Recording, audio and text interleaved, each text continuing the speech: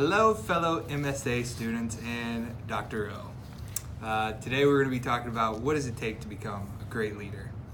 And I'm going to start off with a quote that I recently found online that I really thought really personifies what a leader is. Andrew Carnegie said, "No man will make a great leader who wants to do it all himself, or get credit for all, or get all the credit for doing it." So kind of like what that kind of means to me is like a great leader, he can't do it by himself. Like he has to use other people. He has to use his teammates. He has to use his coworkers, his fellow employees, staff members, whoever it might be. He can't do it himself. And if you do it yourself, then you're not really a leader. You might be more of a manager is what we would call it.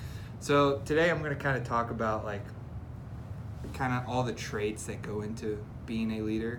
And I'm going to kind of relate it to hockey because I've been playing for about 18 years. I've grown up in it. I've seen a lot of different kinds of leaderships. I've seen some good things. I've seen some bad things, and kind of take you through that.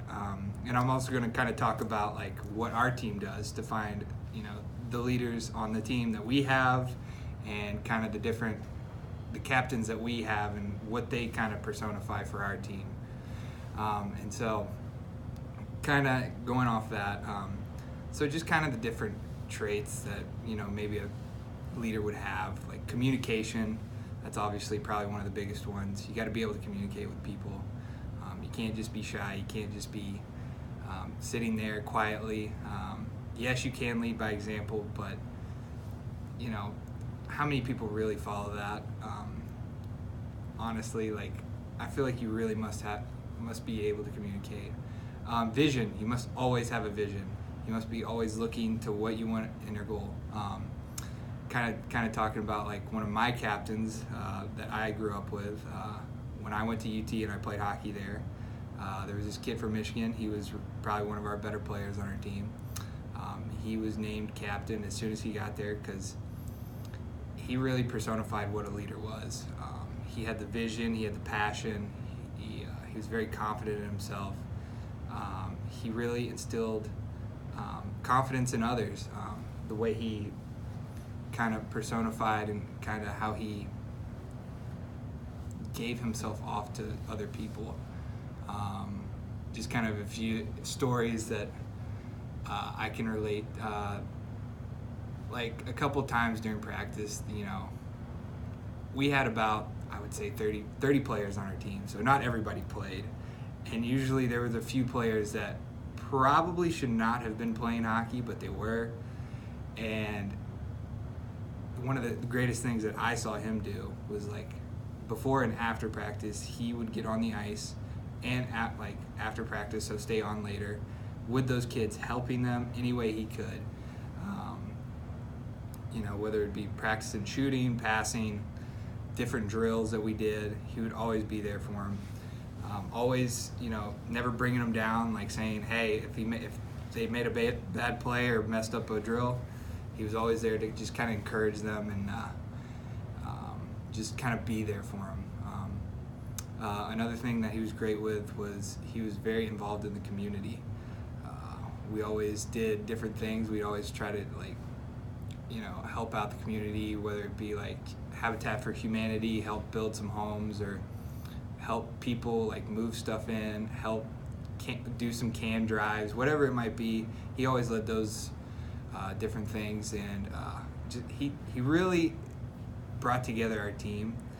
And we went, honestly, I could probably honestly say we probably did a lot better with him than we could have done without him. And in the locker room, he was unbelievable. Always saying, hey, if we're down a couple goals, or if we need to pick things up, kind of get the juices flowing, he was always there, always giving great speeches.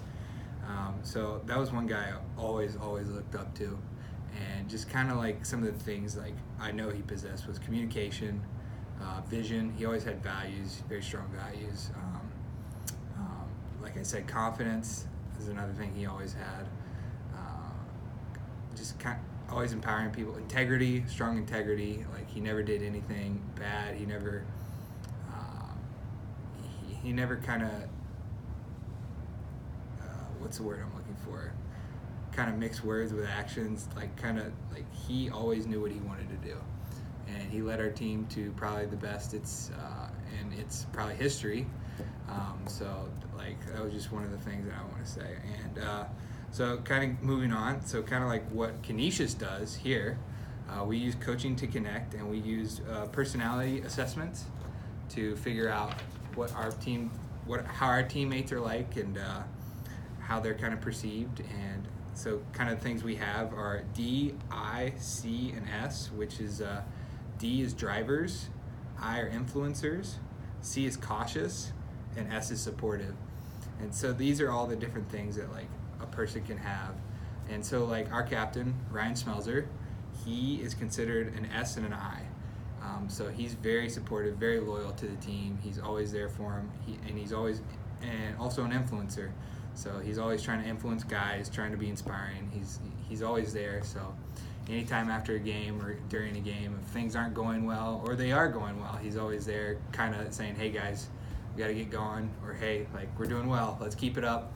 And so this is just kind of like a different thing that we as our team use to figure out what our kind of people our people are doing. So so that was basically I probably went a little over my time, so but just wanted to say that was kind of like what I see in leaders, and kind of especially the captain that I had. He was a big influence in me and the things I saw him do. So hope you enjoyed.